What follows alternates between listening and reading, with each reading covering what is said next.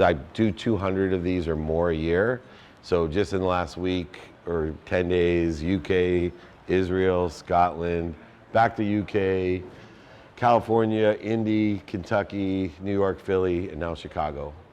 So those are a diverse group of people, but I see a lot of common threads, and that really helps me do my research on how I can maximize my time to empower people with what they're listening for. And it helps me speak to what people are listening for. So the idea of this is we start with a question. One of my favorite sayings is 0 to 1 is harder than 1 to 100. That's true about questions too. Usually the first question, everyone's quiet, and then by the time I'm leaving, it's like, wait, I just have one more question. So I'm used to that. If you don't have a question, I'm gonna pick on someone that I know that works with me to ask me a question. So hopefully someone has a question to get us started. Anyone? Yes, sir. I will start. So I'm not going into anything specific right now, but I'm curious, if you have a disagreement with a business partner, and there's two of you, do you have any frameworks to like come to a decision? It's a 50-50 thing. Yeah, so it's actually how I also sell. A lot of times, especially in intimate relationships, and I consider business partnerships an intimate relationship. My dad used to always joke and say, come on in, there's three rules of partnership. One, don't have a partner. Two, only have a partner with more money than you. And then three, if you don't listen to one or two, go back to number one. And that's how difficult relationships are.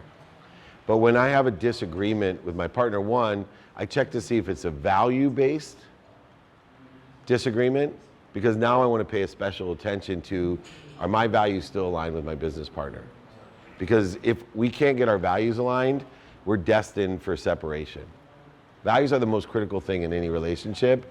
And so I start by making sure that, hey, I just want to remind you, you're my best friend. We both have a lot invested in this. I would like to approach this disagreement in gratitude. So both of us, let's just agree we're going to look for the light, the love, and the lessons in this disagreement. Two, forgiveness, right? That we both don't know what we don't know, so we're doing our best, learning lessons and having fun together. Three, accountability. So if mistakes were made or miscommunications, then we're accountable, responsible for the mistake, attracted the mistake, and participating in the perception of mistake. And then four, under the context of effective communication, that our goal is actually to align and communicate with one another. So I'll backtrack it all the way to that.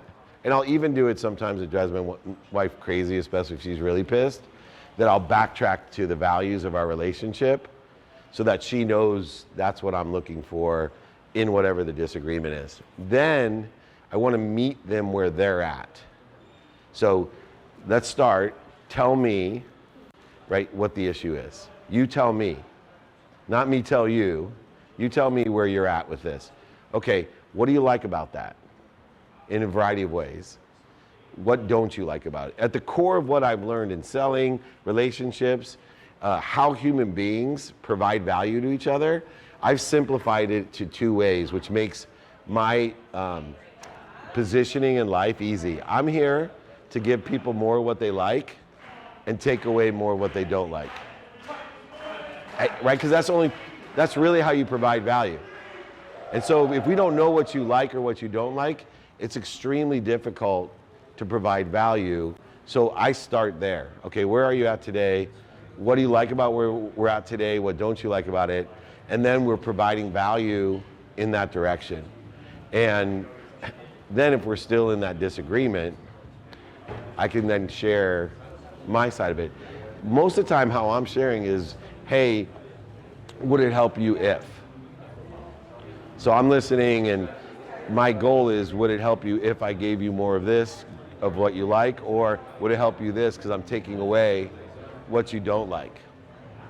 And so all these disagreements dissipate, dissolve, and disappear unless there's a value problem, and then I have a bigger problem on my hands. And I have a template for that I can give all you guys that will allow you to kind of remind yourself, okay, meet people where they're at. It's an open-ended, minded, hearted, handed question guide to keep things in that assimilated process. In essence, what I'm doing is having people looking for what they want, not what they don't want in a relationship. Great question. You guys are welcome to join us too. We're just doing a Q&A session if you want. Come on in, grab a seat. Next question. Anyone?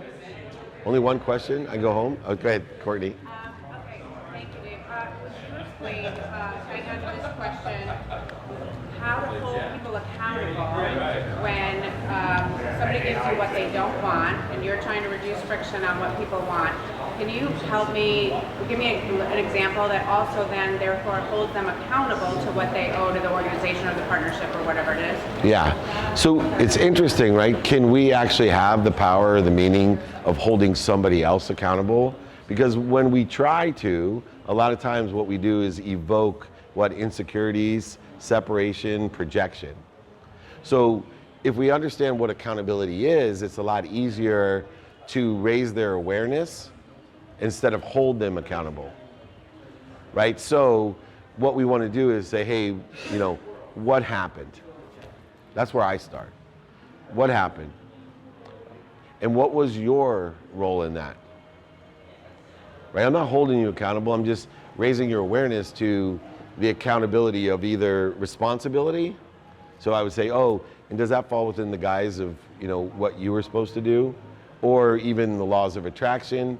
So, you know, do you think that if you maybe approached it in this way, you wouldn't have attracted that attack or judgment or condition? Or even, let's talk about the way you're participating in this perception of it. Could it be possible to give it a different meaning than the one that you're giving it? So everybody gives meaning to defining moments, mistakes, failures, setbacks, successes, historical relevances. They give their own meaning to it. And so if we can derive the meaning they're given and then tell them that, hey, you give meaning to everything you see. So I'll usually use my bankruptcy as an example. Many people will not take accountability for losing money. And I will tell you, my wife, because she was so protective and loving of me, she would go to blame, shame, and justification. Well, he ripped off him, and I had to fight her on it. I said, you know, I gotta tell you, I'm responsible. And I fought myself to think about the lies I was telling myself, what I could have done to avoid all the mistakes that I made. But it was more than that. I was attracting these things into my life. I was surrounding myself with the wrong people and the wrong ideas, which energy aggregates, compounds exponentially and accelerates, and then more bad people were around me. More people that were liars, cheaters, manipulators, oversellers, back-end sellers into my life. Why was I attracting all those type of people? Oh yeah, that's right, because I was a liar, a cheater, manipulator, overseller, back-end seller. Guised and hidden under all the good deeds that I was doing and money that I was given. But in the end, I was honest with myself that I had to make some substantial changes. And I was participating in a different perception, and I help other people now participate. But it's so interesting when we don't tell people, like, or hold them to, or, you know, one of the biggest difficulties I have as I get older is I really want to change the meaning that people give to my past. And especially like your siblings, your mom, high school friends, because the snapshots they have of you are you of being 17 years old, right? And so you don't get any benefits of any doubt, right? The meaning of my actions at 55 to some of my siblings is based off of what I would have done at 17 or 16 or 9. And it caused great interference in my life because I was trying to change the meaning of other people of my past. And then I decided that I'm the only one that can change the meaning of my past. So if I looked at my bankruptcy, it became something that was going to protect and promote me. It became an investment of $100 million into my future, not a loss of $100 million. Nobody can afford to have those type of lessons that I've had. Most people can't afford to pay for those lessons, right? Most colleges are maybe $250,000. I went to one that cost $100 million, and that's serious lessons. And so the idea of, how we give meaning to things, how we communicate, but it all falls back onto 4 values: gratitude. And I am just steadfast, and it's thankful to my wife who told me when I was a wreck, 2 years before I lost everything, she said, you got to take stock in who you were and what you want to become.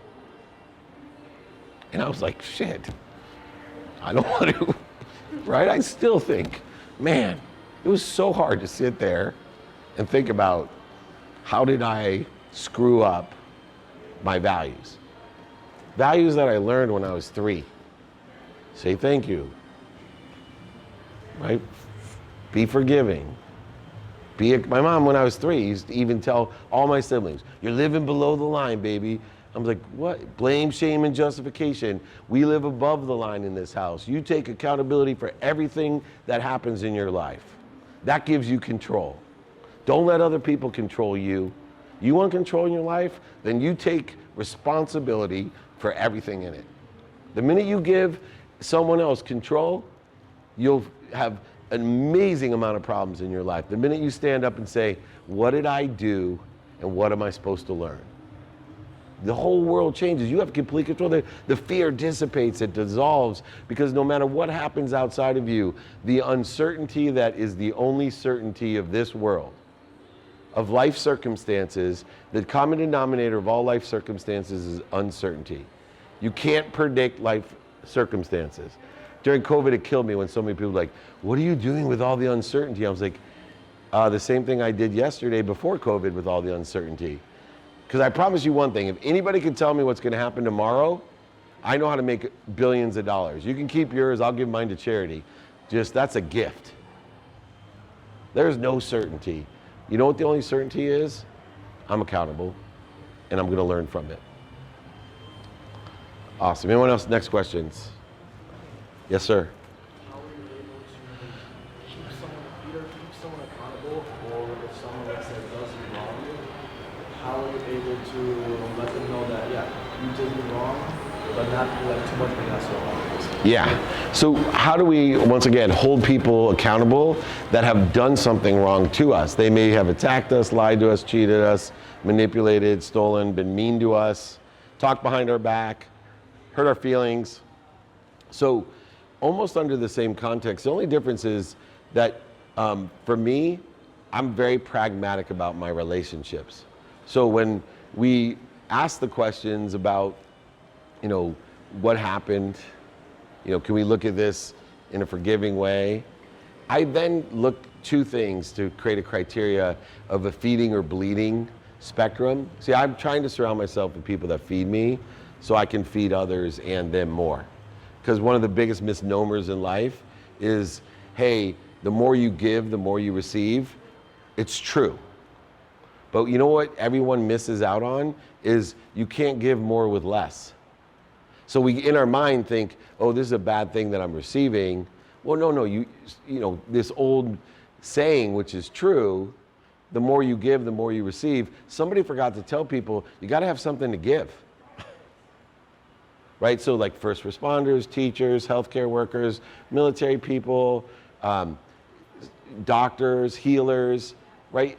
They're all like stuck in this quandary. The most powerful people in the world, especially healers, right? They have been given the greatest gift. They don't replenish. And then they can't give more of their great gift. Or moms or teachers, or, that was my mom's biggest problem, right? And we're putting ourselves at a disadvantage because no one's out there saying, hey, you got to receive more. If your pure intention is to give to other people, then you got to be a receiver. There should be no doubt that you're living in a value add world, because if you truly believe in abundance and you're selfless, then the greatest thing you can do, if you are truly a selfless person living in faith, is to have more.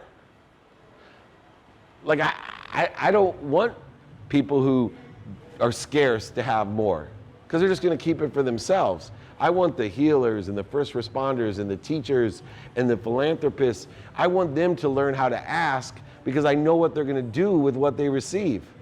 They're going to appreciate it, they're going to expand themselves, they're going to acknowledge it, acquire the knowledge of it, which causes expansion as well, and relieves the vessel, and then they're gonna ask for more to fill a bigger cup that they now can pour into more glasses, and so on and so on and so on. But most people appreciate what they have, acknowledge it, not just by giving it away, but by having it lost, stolen, cheated, manipulated from them. And then they're with this big vessel, they feel guilty. Oh, you know, the more I give, the more I receive. Yeah, but they forget, I gotta fill it back up again, or I wanna give, I don't got anything else, so I'm broke and I'm working 24 hours a day and I have the, right? My mom lived she's 80 years old. She gave everything to her children. She gave away all her money, her time, her health, her worthiness to her marriage, and then he left and her kids, and she forgot what? So slowly but surely, this beautiful, humongous vessel of a life dissipated, dissolved, and now she's 80 years old, and she's in a spot she doesn't want to be in because now she needs help. And it's not that me and my siblings won't help her. We get great joy out of it, but it kills her because she, in her mind, I now have to ask to receive. Where if she just would have asked since she was 23 years old so she could give it away and have it lost, stolen, and give more and give, she wouldn't be in this place at 80. She would be giving all her grandkids anything they wanted. Easily. This is a really important thing. So when somebody does you wrong, there's two criteria. One's called relativity and the other called feeding. So my first analysis is, how relative is this person in my life that's attacking me or bleeding me? Now, I mentioned my mom, and I know Jake laughs every time because the camera's on me. My mom bleeds me a lot. Like I told you, she lived her whole life giving to me. So she has to bleed me. And not just economically, which is fine, but like bleeds me emotionally. But my mom's the most relative person in my life. So I first distinguish, she's so relative that the chain of feeding and bleeding, she can bleed me all she can take every penny I have. I'll lie in front of a bus for her. She could bleed my whole life. That's how relative she is. Now, my high school friends, my drug addict friends, my alcoholic friends, my strip club friends, my cheesy business friends that lie, manipulate, and cheat throughout my career, they have no relativity to me anymore. So if they attack me, they try to bleed me, I fire them. I don't even let them fall away. Even as easy it is today to let people fall away. And I think people need to analyze the relativity of a relationship first to determine at what scale am I going to feed someone, fall away someone, or fire someone. Because so many times we let some asshole on the internet that has no relativity to me except for their hurt, and so hurt people somehow interfere with my potential. Are you kidding me? Right? There's an easy way. I block them or give them my cell phone number. I prefer to give them my real cell phone number to fire them from my life because they won't call and they'll stop bugging me. And if ever one of those people, those hurt people that are trying to hurt me because I stole gratitude from Gary Vee, or I'm fat, or whatever else, I'm the wrong color, size, shape, or speak the wrong language, right? Here's my cell phone. Call me. I want to learn why you feel that way and see if I can unhurt your hurt. They never call. And I give my real cell phone. Makes me feel better than blocking them, right? I think that hurts them more. It's like, I'm listening, here's my number. Remember, when people attack us, it's a judgment. Judgments are simply an opinion based off of two things you don't want to base an opinion off of. Judgments are an opinion based off of ignorance and doubt or fear. You want to base all your decisions off of ignorance and doubt and fear? Good luck. I know where you're going to end up.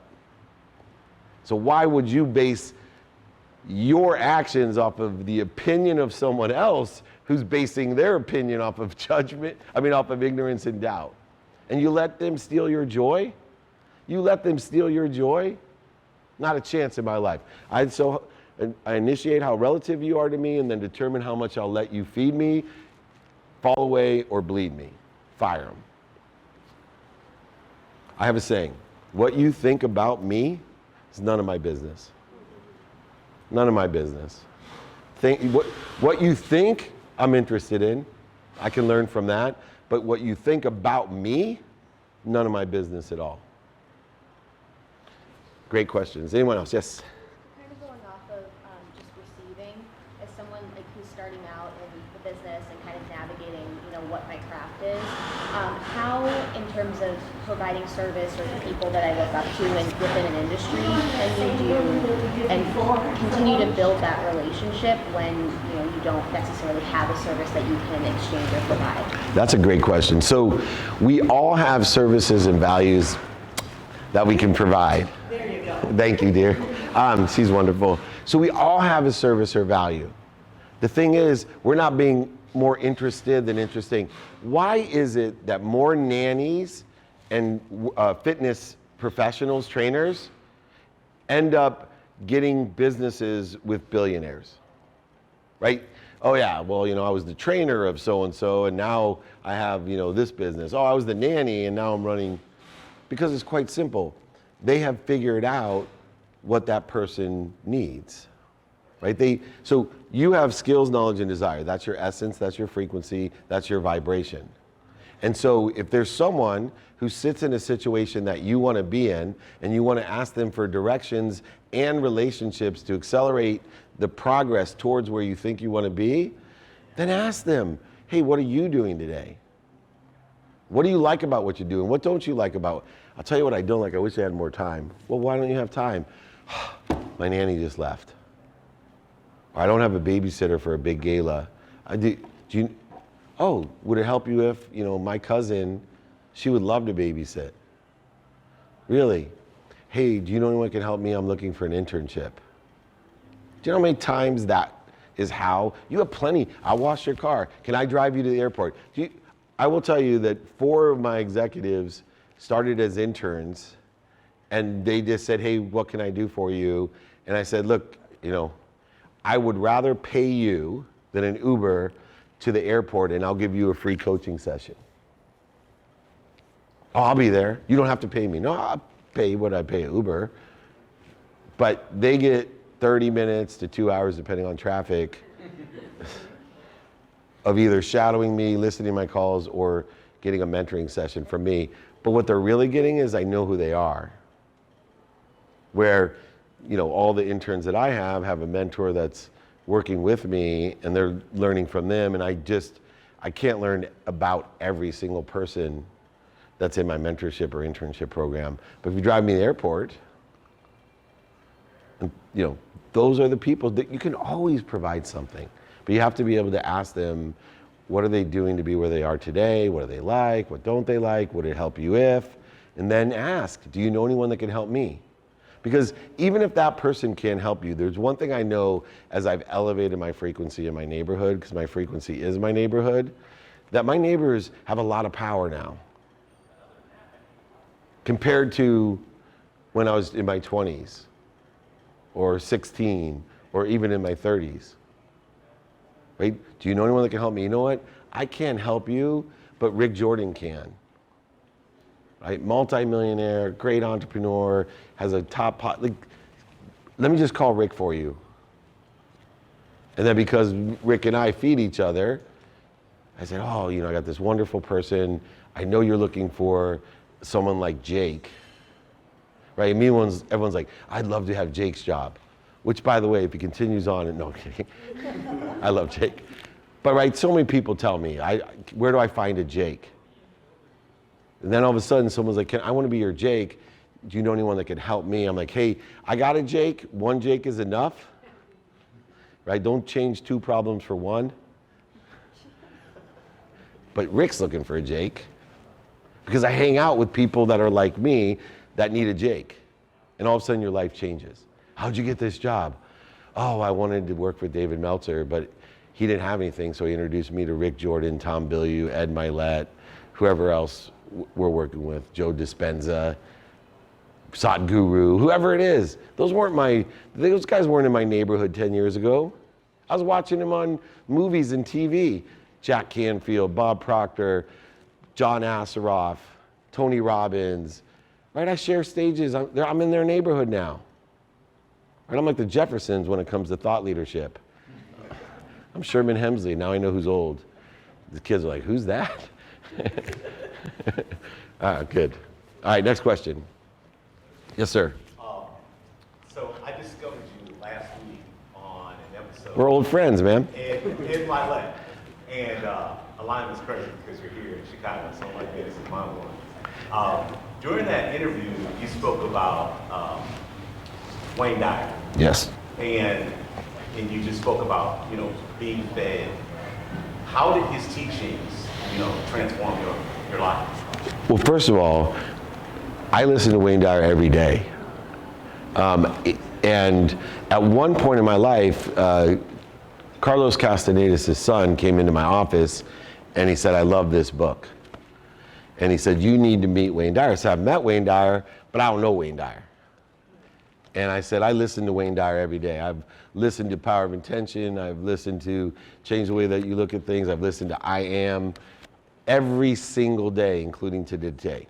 Wayne Dyer literally changed my perspective. And he led me to Thomas Troward and David Hawkins, and he led me to writing a book with Jack Canfield because Wayne Dyer was in The Secret. And then I met, all of those guys, Bob Proctor, and he led me and made me believe that I could elevate this frequency that I had. And so he still changes my life. Here's the irony. He wanted to meet me. He got my book and invited me to Hawaii to meet him. And I was leaving to meet him on the weekend, and he died on the Saturday I was supposed to meet him. Now, I think it's because I thought so highly of Wayne Dyer that I would have taken everything he said as the truth, instead of being able to interpret Wayne Dyer and make it my own. But I would tell you, Wayne Dyer, Course in Miracles, Napoleon Hill, had incredible. What I do, people are like, what is it that you're mean? I went to Chris. Everybody know who Chris Gardner is?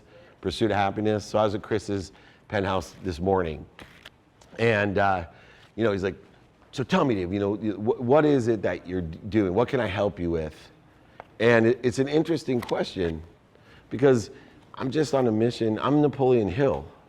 I'm on a mission to empower people, but I'm way more powerful than Napoleon Hill because I don't need Carnegie's money. And it's not going to take me a lifetime to talk to 100 people who sit in a situation that I want to be in. That's usually a weekly activity for me. At least 100 people that I'm asking. I had, 12 interviews today, and I was, wow, this person, the last one I just did on IG, I don't know if anyone was live with me, but the luxury travel guy, the points class. I'm thinking, this is so cool. Like, I have millions of points that I don't know how to use, and this person has a free flying academy of how to use all my mileage, credit card and air miles. That's what Napoleon Hill did. It's like, oh, dude, you're Ford. Tell me about how you created a workflow. I get to do that every day and help people with it because I know how to capture it, modify it, amplify it, and perpetuate it again and again so that people can find me a week ago on Ed Milet, and a year from now when I'm back in Chicago, or probably a month, you'll go down the Dave Meltzer rabbit hole of all the lessons that I'm trying to empower you with, and you make it your own. All right, yes, ma'am. So I found you a few years ago. Whew, and look how good I look. And we look the exact same. You look good. Thank you. So one Just so you know, I had a turkey. See, you know how the internet works? I was doing research on hair transplants. Then all of a sudden, it must have pulled up my videos to hair transplant places, because today, Turkey reached out and they're like, hey, we'd like to give you $100,000 to fly to Turkey and give you new hair. And we do videos and do that. So I am considering it. So I might even look better next time you see me. Sorry. So one thing that grabbed me towards you, David, was the word grit. I was going through business, the whole up and down roller coaster. And back then in 2018 with the Jets and the Rolex all on IG, it's like, this dude is the real deal. So I want to know, how do you overcome obstacles in business to this day? Yeah, minutes and moments. So I'm a very consistent person, and I'm directed towards understanding with faith that there's something bigger than me that loves me more than my mom. It's omniscient, all powerful, all knowing. There's something bigger than me, and I can't prove it to any of you. By religion, spirituality, philosophy, I haven't found any theories that prove that. But I know that 99% of all religions believe in something bigger than you that loves you more than your mom. Now, they kill each other over it and they separate each other over it. But I put it out there all day long. Find me something better to believe in. Why is that so important? Because instead of the first half of my life, or more actually, trying to go get more, living in a zero-sum game. I'm gonna get more happy. I'm gonna get more healthy. I'm gonna get more wealthy. I'm gonna be more worthy. I have faith based off of nothing except for that's the best thing I can believe in. That's what my faith is based off of. That's the best thing I can believe in order to accomplish what you're saying, which is I am.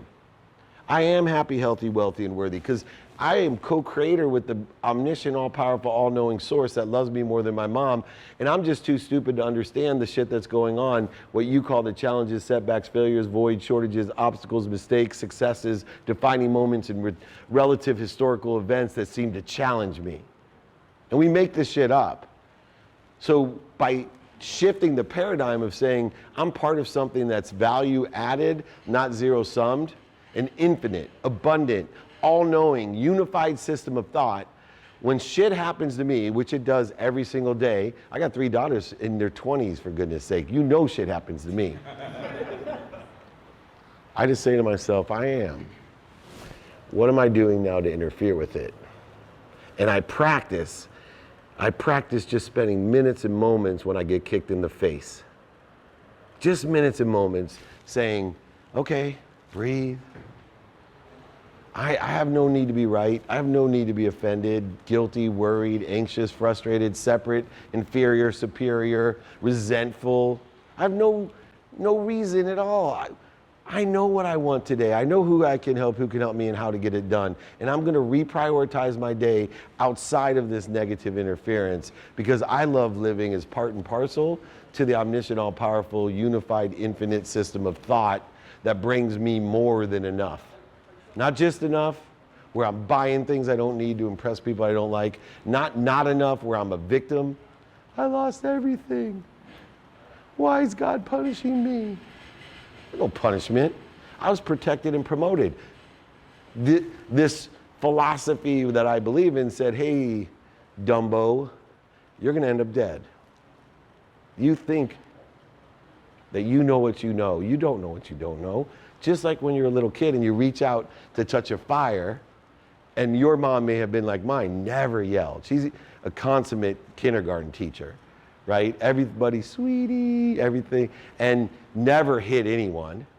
And I reached out to touch a fire when I was a little boy, and she slapped my hand like it's never been slapped before and screamed at me, no! I started to cry immediately. Mom, what did I do? Why are you punishing me? What did I do? Oh, no, she hugged me. Oh, no, I'm protecting you. You didn't know that fire is gonna burn you. It could kill you. Just the same way when you don't get the deal, you don't get in the school you want, you lose $100 million, right? I was reaching into a fire. And I believe that I'm protected and promoted by something that loves me more than my mom, except for it knows everything. I just don't know what those fires are. It looks good to me buying a Ferrari. It looks good to me going to this school, going into debt. It looks good to me eating this food, smoking this smoke, snorting this snort. It looks good to me. But there's that protection and promoted. Pain is an indicator, setback, failures, mistakes, indicators I got a better place to be. I'm protected. That's all it tells me. And so practice it. Stop spending days, weeks, months, and years. Spend minutes and moments in interference. And enjoy what you've been given.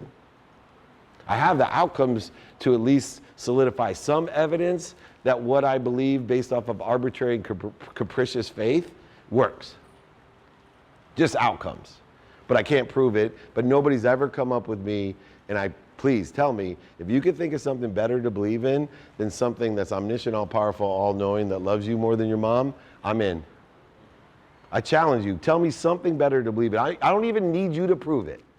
I don't want any scientific evidence. I just want you to say, Dave, I think you'd be better if you believed in this in your life. besides this whole omniscient, all-powerful, all-knowing source that loves you more than your mom, so that when pain, setbacks, failures, mistakes, successes, defining moments, historical relevances get in your way, that you realize, I got a better place to be.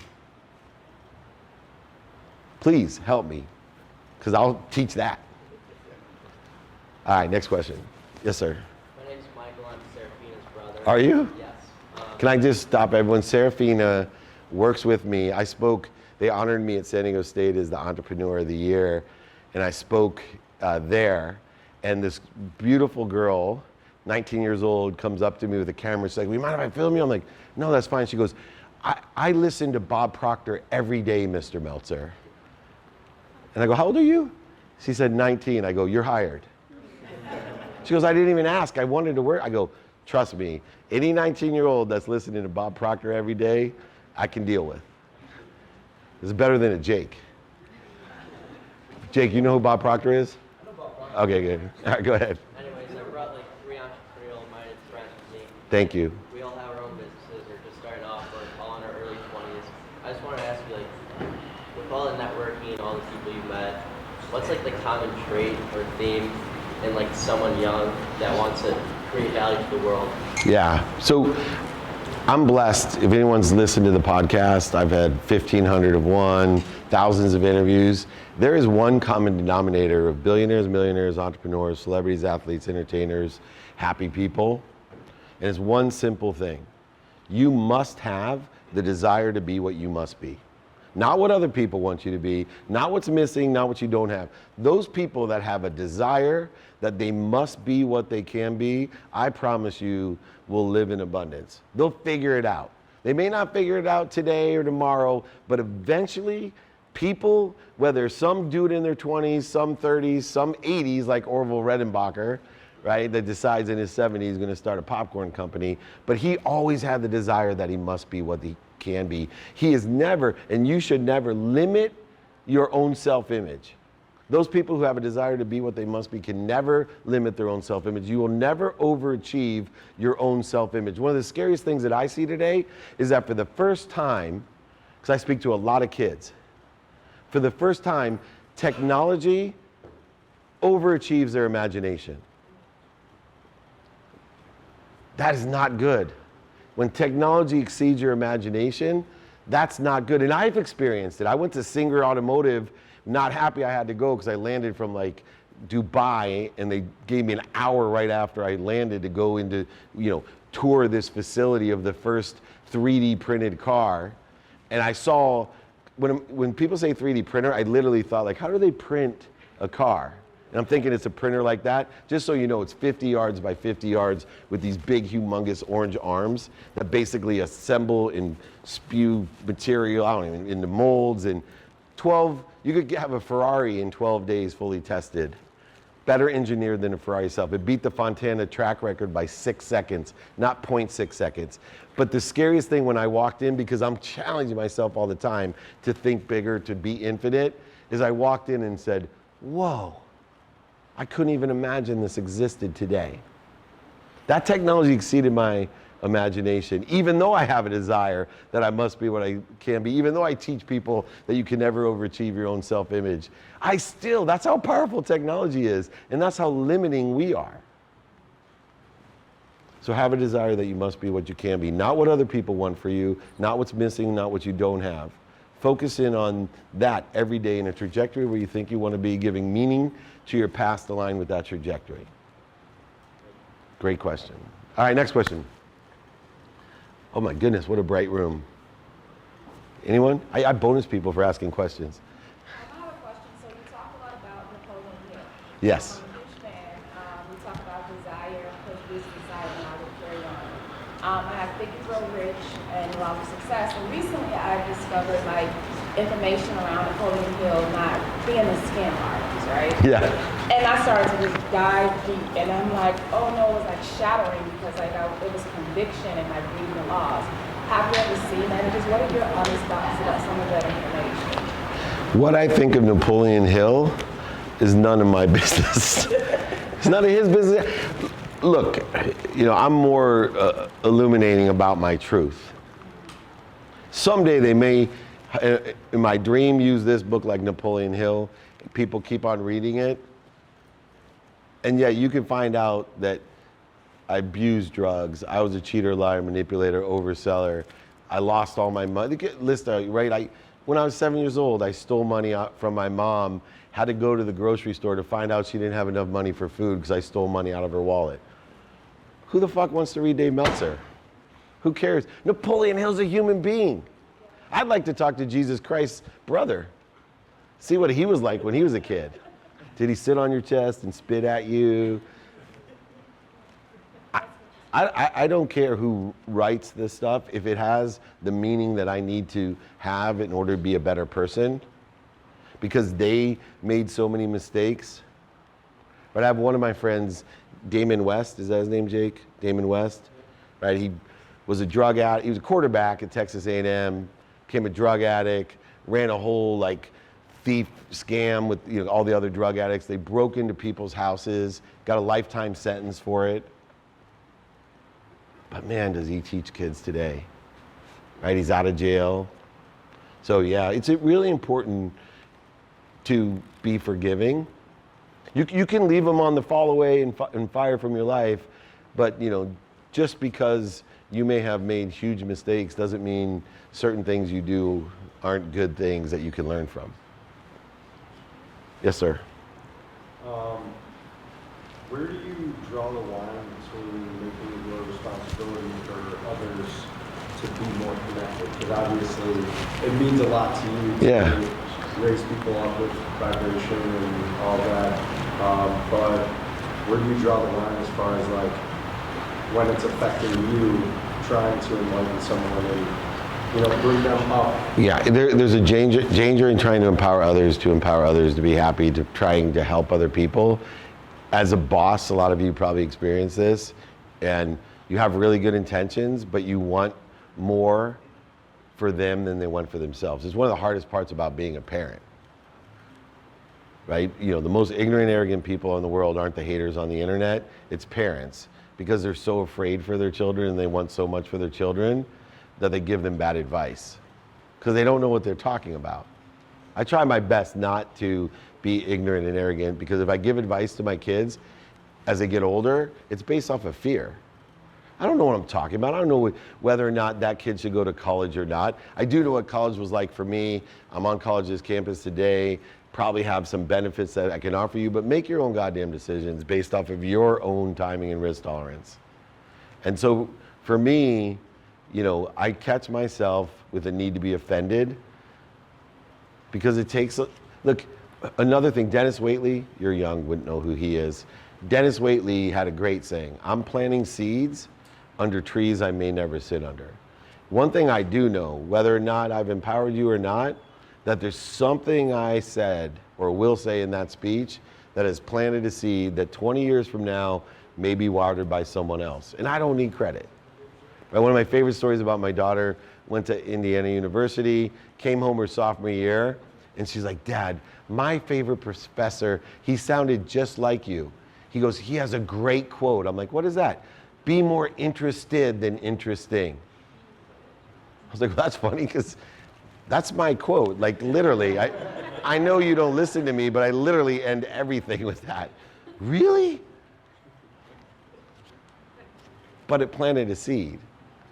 It plants seeds. And so, I can't change you. I can't want things more than you. All I can do is offer values, daily practices, and execution models that may or may not align with the trajectory of where you want to be, give you the power to change the meaning of your past, aligned with the trajectory of where you want to be. I'm trying to get people to aggregate the behaviors that are aligned with it, give exponentiality of outcomes, and accelerate those outcomes for you. But basically, I'm trying to get people to do their best, learn lessons, and have fun. Make a lot of money, help a lot of people, and have a lot of fun. I simplify that, right? Even with my own kids, with my mom, I tell her, I'm happy, I'm healthy, I love you, and appreciate you. With my kids, I tell them, I love you, I'm proud of you, and I always have your back. Because that's what I think being a parent is about. Unconditional love, being proud of them, giving encouragement, right? And making sure I get choked up. You got the back. It's important. It's funny because if someone asked me, my dad left when I was 5.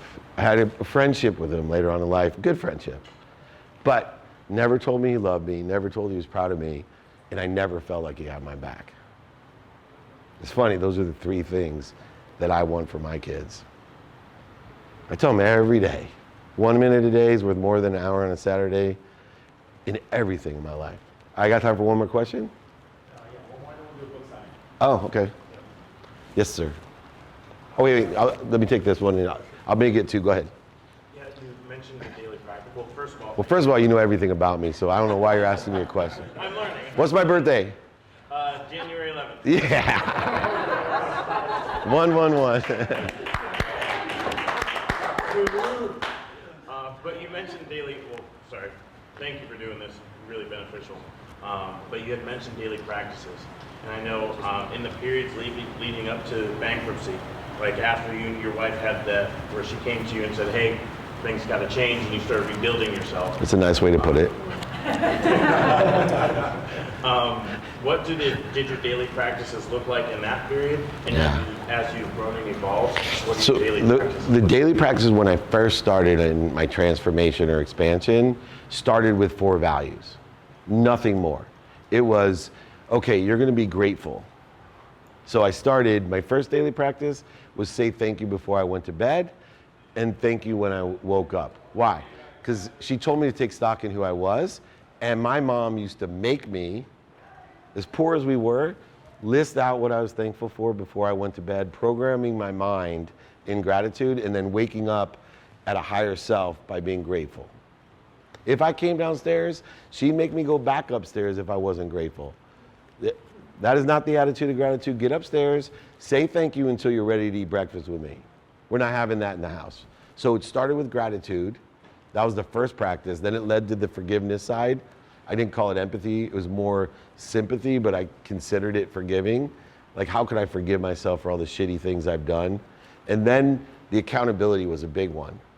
Like, I was fighting, blaming everybody, including my faith. Why me? And it became try me. And then this idea of effectively communicating, I needed to effectively communicate with my wife first because I stopped. And then it became communicating with other people. Then I realized the shift in paradigm to communicate with God or whatever you believe in. And so those were the 4 things for years, for years, right? And then as I moved to having lenses of productivity of how much value I could start providing again, accessibility to others, accessing what I wanted, and being, of course, grateful. Then I started formulating my 5 daily practices, which we'll probably talk about in the speech, so I'm not going to give that up here. But it is an evolution. I'm still, all these things, like accountability has 3 phases now, it never did. So I'm still evolving. I call it expanding. I hate people wanting to hire me. Oh, can you help me transition, right? I'm a doctor, I want to transit. There is no transition. You're just expanding, right? I don't believe any of my companies, right? Any of them have ended. The entities are gone, all the money's gone, but they've just expanded into what I do today with a different name. All of them, all the businesses I've had and do have. Last question, real quick. So, on my team, I got here in America from 16 and I'm here 2 years old. I actually started learning English by Tony Robbins, Gary Vee, getting on a ponytail, other question. So I've met a lot of people. So you say fuck a lot? Gary Vee taught you English? So the question is, I've met a lot of people, so how can you keep in touch, keep the connections that you've had, that you've learned, and that you know that are positive, that feed you? How can you keep them, even though you're expanding your life? Yes. Really important question. So I'm a student of time. I understand the physics of time, and I'll talk about it in there, the aggregation and exponentiality and acceleration of time, and the bending of time, because thought moves faster than man-made constructive time. And so if I can help people understand how they're utilizing their thought, they can maximize their time. And so one of the things is non-negotiable of relationships, understanding who's important to me. So I give a minimum of 10 minutes a day to reconnect with those people that are most important to me. Minimum of 10 minutes a day. I give minimum 30 to my wife, minimum 30 to my 13-year-old son, minimum of 2 minutes to each of my daughters. Minimum, I get a lot of shit for saying 2 minutes. I asked for 5, they gave me 2. Minimum of 10 minutes a day to prioritize a list of childhood friends, associates, people who have reached out, and then I study time for a minimum of 10 minutes a day. Every single day, 7 days a week. And it's the exponentiality of time, understanding focus and thought, paying attention to and giving intention to what you think, say, do, believe, and feel, in alignment with where I think I want to be every single day. I have activity I get paid for 7 days a week. I have activity I don't get paid for. People call it vacation. Every single day. Minimum amount of time. So make a list, prioritize the list, give it a minimum amount of time, and be very efficient with your time. Anyone that knows me knows that I have and will give anyone a 5-minute call. I do meetings for 20 minutes. I do interviews for 20 minutes. Very rarely do I have exceptions. Why? Because of Bob Proctor. He told me, David, after 5 minutes on the phone, you're visiting. After 20 minutes in a meeting, you're visiting. Make sure you value your visiting time, that you're prioritizing visiting with the people that are most relative to you. I used to take phone calls at my dinner table, and my wife would say, why is it that you treat people that you don't know or barely know better than the people that you love?